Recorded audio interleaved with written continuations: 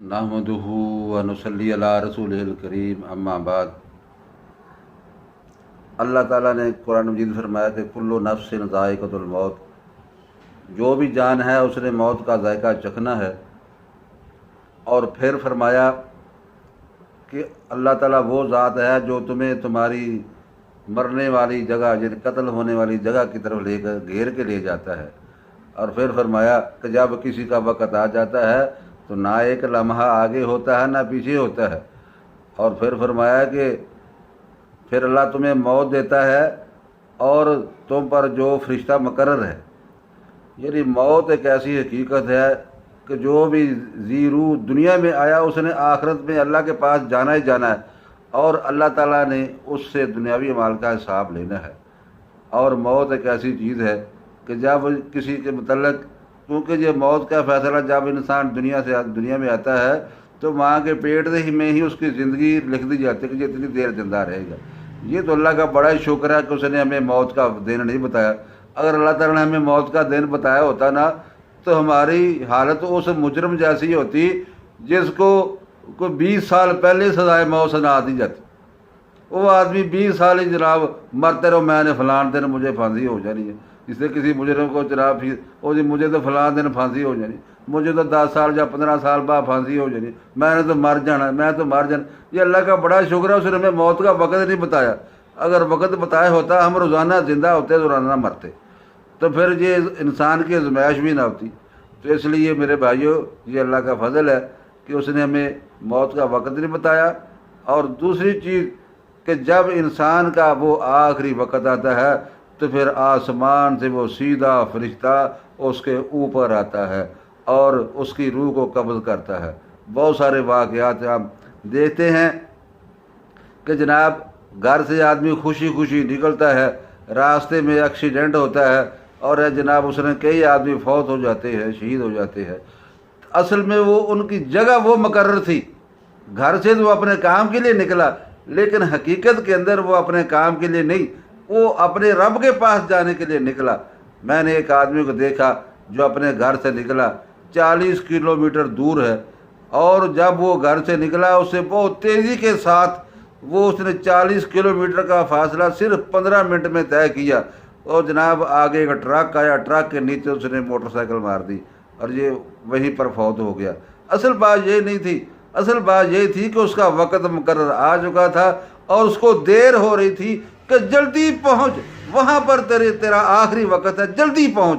तो वो अपनी तरफ से जल्दी आया, लेकिन हकीकत ये थी वो अपना वक़्त पूरा, वो जल्दी जल्दी अपना वक़्त पूरा कर रहा था। हज़रत सुलेमान अलैहिस्सलाम के दौर में एक आदमी हज़रत सुलेमान अलैहिस्सलाम के दरबार में बैठा है और जनाब उसको फरिश्ता नज़र आया तो वो डर गया। उसने सुलेमान अलैहिस्सलाम से कहा कि मुझे यहाँ से हिंदुस्तान पहुँचा दो ताकि मैं वहाँ पर चला जाऊँ, तब मौत से बच जाऊँ।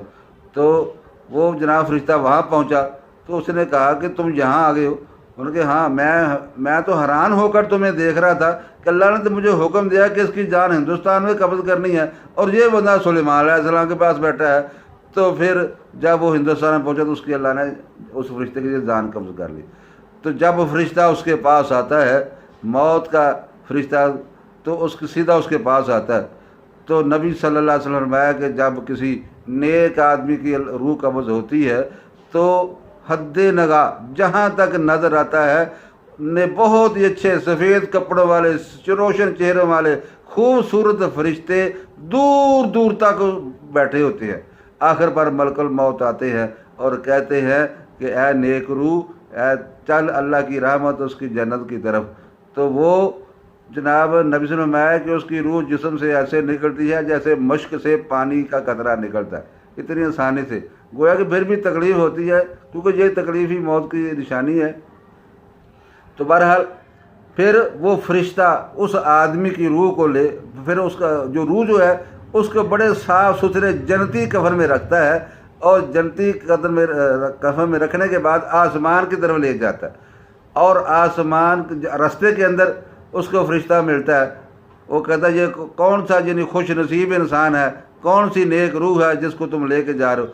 वो दुनिया के अंदर जो सबसे अच्छा उसका नाम था, वो फरिश्ता वो नाम बताता है और कहता है ये फ़लाँ। अच्छा, कहता बहुत मुबारक है, बहुत खुशनसीब है।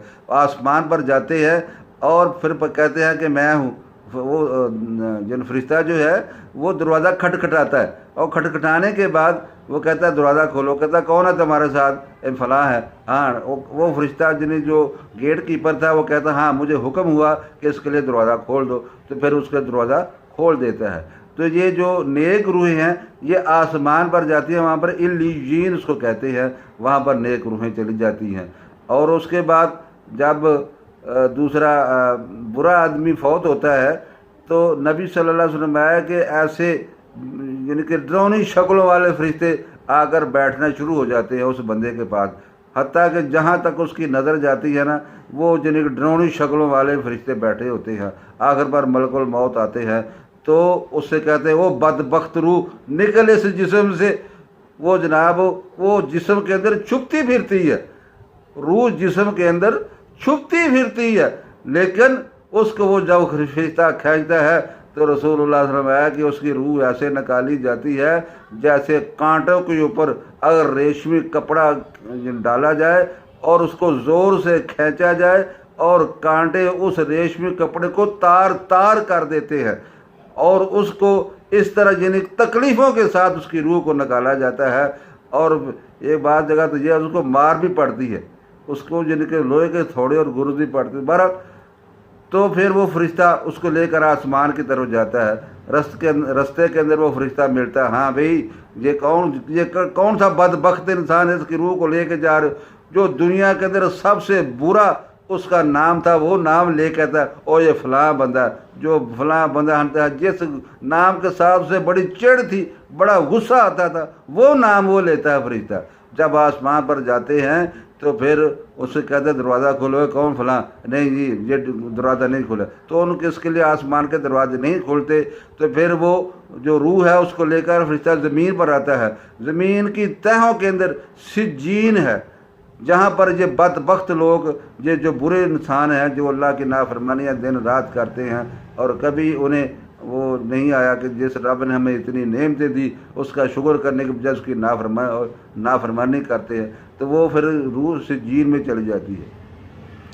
और कैसा ही वो मंजर है कि जब उसकी सिज्जीन में जाती है वो दोज़ख की एक किस्म है, यानी कि वहाँ पर आग का अजाब है, चीखें हैं, चिल्लाना है, बहुत ही तकलीफ़ें हैं, तो वो रूह सिज्जीन के अंदर चली जाती है। तो इस तरह मेरे भाइयों जब किसी अच्छे या बुरे इंसान की मौत आती है तो ये मामला होता है। तो मेरे भाइयों दुनिया के अंदर इंसान को अल्लाह ताला ने बता दिया ये बुरी मौत यकीनन बुरे इंसानों की है, और अच्छी और नेकी वाली और बड़ी आसान और आरामदेह मौत ये नेक इंसानों की है। रसूलुल्लाह सल्लल्लाहु अलैहि वसल्लम ने फरमाया कि जब कोई नेक आदमी फौत होता है तो उसकी चारपाई को उठाकर कब्रिस्तान की तरफ लेके जाते हैं। अगर नेक हो तो कहता है ओ जल्दी चलो जल्दी चलो जल्दी चलो, वो बड़ा खुश होता है।